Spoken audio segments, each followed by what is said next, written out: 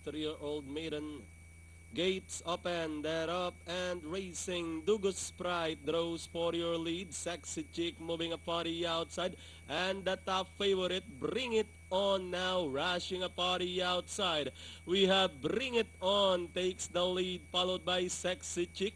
Now or Never running by the rail, followed by Dugus Sprite. Then comes Nato Princess, moving up Easy Patrol. Then followed over on the outside by Power Gear. Next in line, Seal My Lips as they head towards the last 450.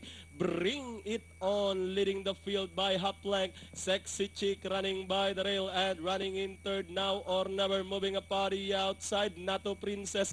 Dugus Sprite is on the farther outside with the last 150 more to run. Bring It On this time by about 3 lengths. Running now in second by the really Sexy Chick. Now or Never. Dugus Sprite is on the outside with the last 50 meters more to run. We have Bring It On, Dugus Sprite, and finally Bring It On, Dugus Sprite close with number 7 Sexy Chick. Then comes Now or Never and number 2 Nato Princess for your Pentapecta.